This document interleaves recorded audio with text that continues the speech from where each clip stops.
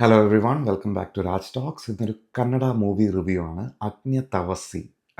അങ്ങനെയാണെന്ന് തോന്നുന്നു. ഞാൻ എന്തായാലും മൂവിയുടെ ഡീറ്റെയിൽസ് എല്ലാം ഡിസ്ക്രിപ്ഷനിൽ പിൻ ചെയ്യാം. നിങ്ങൾ തീർച്ചയായും കണ്ടു നോക്കുക. 2025 ഏപ്രിലിൽ പുറത്തു വന്ന ചിത്രമാണ്. ഇപ്പോൾ ഒ ടി ടിയിൽ ലഭ്യമാണ്, C5-ൽ. അഗ്നി തപസ്സി അതിൻ്റെ മീനിങ് എന്ന് പറയുന്നത് എന്താ പറയുക, സെൽഫായിട്ടുള്ള കാര്യങ്ങൾ പുറത്തറിയിക്കാതെ ലിവിങ് ഇൻ എക്സൈൽ, അങ്ങനെയൊക്കെയാണ് ഗൂഗിളിൽ കണ്ടത്. അപ്പോൾ വേറൊരു വ്യക്തിത്വമായിട്ട് ജീവിക്കുക, അങ്ങനെയൊക്കെ വേണമെങ്കിൽ അതിനെ പറ്റി ഒരു അർത്ഥം പറയാം. അപ്പോൾ ഇതിൻ്റെ ഡയറക്ടറിൻ്റെ പേര് ജ ജ ജനാർദ്ദന ചിക്ക അങ്ങനെന്തോ പറഞ്ഞിട്ടാണ്. ലീഡ് ആക്ടറായിട്ട് വരുന്നത് രംഗനായ രഘു, പിന്നെ ശരത് ലോഹിതസ്വ. സോറി, ഇതെല്ലാം പുതിയ പേരുകളാണ്, അതുകൊണ്ട് ചെറിയ കൺഫ്യൂഷൻസ് ഉണ്ട്. പക്ഷേ എനിക്ക് ആകെ ഈ സിനിമയിൽ അറിയാവുന്ന ആൾ ഈ ശരത് ലോഹിതസ്വ എന്ന് പറഞ്ഞ ആളാണ്. പുള്ളി തമിഴിൽ ഒരുപാട് സിനിമകൾ ചെയ്തിട്ടുണ്ട്, കൊടൂര വില്ലനായിട്ടൊക്കെ. എതിർ നീച്ചലിൽ ആത്മഹത്യ ചെയ്യുന്ന അച്ഛനായിട്ട് വരുന്ന ഒരു ക്യാരക്ടർ. പാണ്ഡ്യനാട്, മറ്റേ വിശാലിന് വില്ലനായിട്ട് വരുന്ന, വിശാൽ കൊല്ലാൻ നടക്കുന്ന ഒരാളില്ലേ, ഒരു മെയിൻ തഗ് ആൾ. തഗ്ഗിൽ ഓർമ്മിപ്പിക്കുന്നില്ല. പിന്നെ പിന്നെ വേറെയും പടങ്ങൾ പുള്ളി തമിഴിൽ ഒരുപാട് ചെയ്തിട്ടുണ്ട്. ഭൈരവയ്ക്കകത്തൊരു യൂണിയൻ മിനിസ്റ്ററായിട്ട് കണ്ട പുള്ളി വരുന്നുണ്ട്, വിജയ്ക്ക് ഓപ്പോസിറ്റായിട്ട്. ഇപ്പോൾ ആളെ പിടികിട്ടി കാണുമെന്ന് വിചാരിക്കുന്നു. കിടിലൻ നടനാണ്. പക്ഷേ പുള്ളിയല്ല ഇതിനകത്ത് മെയിൻ ആൾ. പുള്ളി ജസ്റ്റ് ഒരു സപ്പോർട്ടിങ് ആക്ടറായിട്ട് വരുന്നു. പുള്ളിയുടെ പെർഫോമൻസ് അടിപൊളിയാണ്. ത്രൂ ഔട്ട് പുള്ളിയുടെ പ്രസൻസ് ഉണ്ട് മൂവിയിൽ. പക്ഷേ ഞാൻ പറഞ്ഞ main lead actor Rangayana Raghu. Excellent acting. പുള്ളിയുടെ ഞാൻ മുമ്പ് ഇതിന് ഒരു ചിത്രങ്ങളും കണ്ടിട്ടില്ല. അടിപൊളി. ഇപ്പോൾ കഥയുടെ ഒരു പശ്ചാത്തലത്തെ പറ്റി പറയുകയാണെങ്കിൽ 1997 ഒരു കാലഘട്ടം കാണിക്കുകയാണ്. കർണാടകയിലെ അതിമനോഹരമായ മന്നടെ അങ്ങനെ എന്തോ പറഞ്ഞിട്ടൊരു ഗ്രാമം. ബ്യൂട്ടിഫുൾ വില്ലേജ് കേട്ടോ. നമ്മുടെയൊക്കെ ഒരു 10-20 വർഷം മുമ്പുള്ള നമ്മുടെ നാട്ടിലെ പഴയ ഗ്രാമത്തിലെ അങ്ങനെയൊക്കെ ഇപ്പോൾ കേരളത്തിൽ കാണാൻ കിട്ടില്ല എന്നൊരു വിശ്വാസം. എനിക്കറിയില്ല. ഞാൻ തിരുവനന്തപുരത്താണ്, അപ്പോൾ എനിക്ക് വലിയ ഐഡിയ ഇല്ല. അങ്ങനത്തെ സ്ഥലങ്ങളൊക്കെ അവിടെ ഇങ്ങനെ നമ്മൾ മിസ്സായിക്കൊണ്ടിരിക്കുകയാണ്. പക്ഷെ അത്ര പ്രകൃതി മനോഹരമായ സ്ഥലം, ഇവരുടെ തോട്ടം, കാര്യങ്ങൾ, അതൊക്കെ, ആ വേൾഡ് ബിൽഡിംഗ് ഒക്കെ അടിപൊളിയായിട്ട് ഭയങ്കരമായിട്ട് ഇഷ്ടപ്പെടും. അപ്പോൾ അങ്ങനെയുള്ളൊരു ഗ്രാമത്തിൽ ഒരു പോലീസ് സ്റ്റേഷനുണ്ട്. കഴിഞ്ഞ 25 വർഷമായിട്ട് അവിടെ ഒരു ക്രൈമും ഇല്ല. അത്ര നല്ല ആൾക്കാരെ എല്ലാവർക്കും അങ്ങോട്ടും ഇങ്ങോട്ടും അറിയാം. ഈ പോലീസുകാരുടെ മെയിൻ പരിപാടി എന്ന് പറഞ്ഞാൽ കല്യാണാലോചനയ്ക്ക് പുതിയ പെണ്ണുങ്ങളെയും ആണുങ്ങളെയൊക്കെ കൊണ്ടുവരിക. അതൊക്കെയാണ് പോലീസിൻ്റെ മെയിൻ സബ് ഇൻസ്പെക്ടറൊക്കെ ചെയ്തുകൊണ്ടിരിക്കുന്നത്. പുള്ളിയാണ് ഈ രഘു എന്ന് പറഞ്ഞ മെയിൻ ലീഡായിട്ടുള്ള ആക്ടർ. അവിടുത്തെ തന്നെ ഗ്രാമത്തിൻ്റെ ഒരു തലവൻ, അല്ലെങ്കിൽ തലവനല്ല, അവിടുത്തെ ഒരു പ്രമാണിയായിട്ടാണ് ഞാൻ പറഞ്ഞ മറ്റേ ശരത് ലോഹിതസ്വ എന്ന് പറഞ്ഞ ആൾ. ഞാൻ ഈ പ്രൊനൗൺസിങ് തെറ്റായിരിക്കാം. ഞാനിതെല്ലാം ഗൂഗിൾ വഴി പിക്ക് ചെയ്ത പേരുകളാണ്. അതൊക്കെ ഇങ്ങനെ ഓർത്ത് പറഞ്ഞുകൊണ്ടിരിക്കുകയാണ്. So pardon me for mispronouncing the names. അത് അവരെ കളിയാക്കാൻ വേണ്ടിയിട്ടല്ല, പറ്റിപ്പോകുന്നതാണ്. കാരണം അമ്മാതിരി പേരുകളാണ് അതൊക്കെ. അപ്പോൾ ഈ പുള്ളി മരിക്കുന്നു. അതായത് ഈ പ്രമാണിയായിട്ടുള്ള ശരത് ലോഹിതസ്വ മരിക്കുന്നു. അപ്പോൾ ഈ ഒരു വലിയ ചടങ്ങും കാര്യങ്ങളൊക്കെ നടന്നുകൊണ്ടിരിക്കുകയാണ്. അപ്പോൾ അതിൻ്റെ ഇടയിൽ നിന്നാണ് ഇവരെല്ലാം ഓടിപ്പിടച്ച് വരുന്നത്.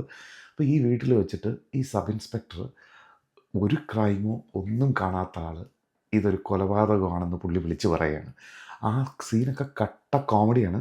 അങ്ങനെ അതിന് ശേഷമുള്ള ഈ ഹൂ ഡിഡ് ഇറ്റ് എന്നതിനേക്കാൾ ഉപരി എനിക്ക് ഭയങ്കരമായിട്ട് ഇഷ്ടപ്പെട്ടതെന്ന് പറഞ്ഞാൽ ഈ സിനിമയുടെ ക്യാമറ വർക്കും ഒരു ബാക്ക്ഗ്രൗണ്ട് മ്യൂസിക്കൊക്കെ നല്ല രസമുണ്ട്. അത് വെച്ചിട്ട് ഇത് ഫുൾ ലിഫ്റ്റ് ചെയ്തിട്ട് നമ്മളെ ആ പടത്തിൽ ഇന്നാക്കി.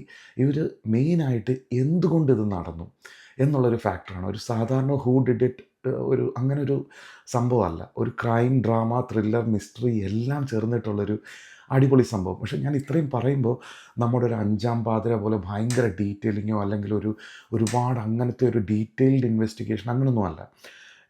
അതിനൊക്കെ ഒരു കാരണമുണ്ട്. കാരണം ഒന്നും പറയാൻ പറ്റില്ല. പറഞ്ഞ് എവിടെയെങ്കിലും തൊട്ട് കഴിഞ്ഞാൽ ഇത് കട്ട സ്പോയിലറാവും. അപ്പോൾ അങ്ങനെ ഇതിൻ്റെ കാരണങ്ങൾ അന്വേഷിക്കുക, അങ്ങനെ ഇത് പോവുകയാണ്. അപ്പം ആ കാലഘട്ടത്തിൽ 1997 വരുന്ന IT ബൂം, ആ നാട്ടിലെ ചെറുപ്പക്കാർ കമ്പ്യൂട്ടറിൻ്റെ പുറകെ പോകുന്നു. അവിടുന്ന് US ആൾക്കാർ പോകുന്നു ജോലിക്ക് വേണ്ടിയിട്ട്. അപ്പം അവരുടെ അച്ഛനും അമ്മയും ഒറ്റപ്പെട്ടു പോകുന്നു. ആ പ്രശ്നങ്ങളെല്ലാം ഇതിൻ്റെ ഇടയിൽ വരുന്നുണ്ട്. ഈ കമ്പ്യൂട്ടർ വരുന്നതോടുകൂടി നാട്ടിൽ ചില ആൾക്കാർക്ക് അതൊരു ഡെവിളാണെന്ന് തോന്നും. അപ്പോൾ നമ്മുടെ കമ്പ്യൂട്ടർ ഗോ ബാക്ക്, അതൊക്കെ നമുക്ക് ഓർമ്മ വരും. അപ്പോൾ അങ്ങനത്തെ സംഭവങ്ങളൊക്കെ വരുന്നു. അപ്പോൾ കുറേ ശത്രുക്കളുമുണ്ട് കമ്പ്യൂട്ടറിനെ മോശമായിട്ട് കാണുന്നത്. അതായത് ഈ അച്ഛനമ്മമാരും മക്കൾ വിട്ടുപോകുന്ന അച്ഛനമ്മമാരും അല്ലാതെ ഒരു വിഭാഗം ആൾക്കാരുണ്ട്. അപ്പോൾ അതൊക്കെ കാണുമ്പോൾ മനസ്സിലാവും. അപ്പോൾ അങ്ങനൊരു സൈഡ് പോകുന്നുണ്ട്. പിന്നെ അവിടെ ഒരു പ്രണയമുണ്ട്, കാത്തിരിപ്പുകളുണ്ട്. അങ്ങനെ ഒരുപാട് കാര്യങ്ങളിങ്ങനെ പോകുന്നതിൻ്റെ ഇടയ്ക്ക് ഈ ഇൻവെസ്റ്റിഗേഷൻ പാരലൽ നടക്കും. പിന്നെ ഇത് നമ്മളെ വലിച്ചെടുത്തുകൊണ്ട് വേറൊരു ഇതിലോട്ട് പോകും, വേറൊരു കാലഘട്ടത്തിലോട്ട് പോകും.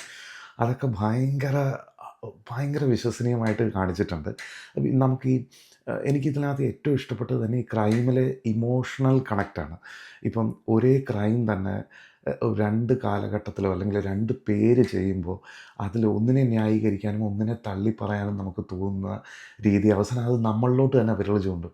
അപ്പം നമ്മളെക്കൊണ്ട് ഇങ്ങനെയൊക്കെ ചെയ്യാൻ പറ്റുമോ? ക്രൈം അല്ല, ക്രൈം ചെയ്തതിൻ്റെ ഇമോഷനാണോ? അങ്ങനെ ചിന്തിപ്പിക്കുന്ന, അതായത് ഇപ്പം യവനിക അല്ലെങ്കിൽ ഈ കണ്ണികൂടി അങ്ങനെയൊക്കെയുള്ള സിനിമയിലെ ആ ക്രൈമിൻ്റെ ഒരു ഇമോഷൻ ആലോചിച്ച് കഴിഞ്ഞാൽ നമുക്ക് ഓക്കെ, നമുക്ക് അതിനൊരു ജസ്റ്റിഫിക്കേഷൻ പറയില്ലേ, അങ്ങനെയുള്ളൊരു ഇമോഷനുണ്ട്.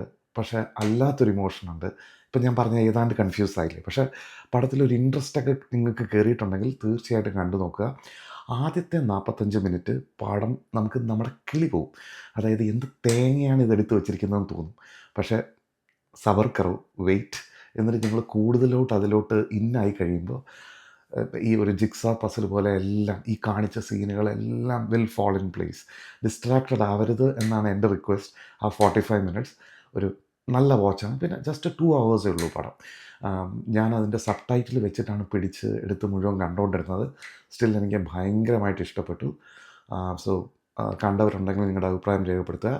കണ്ടിട്ടില്ലാത്തവർ കണ്ടിട്ട് അഭിപ്രായം രേഖപ്പെടുത്തുക. ഇതുപോലുള്ള ജോണറിലുള്ള സിനിമകൾ മറ്റു ഭാഷകളിലുണ്ടെങ്കിൽ please do comment that as well and please do subscribe the channel. Thank U.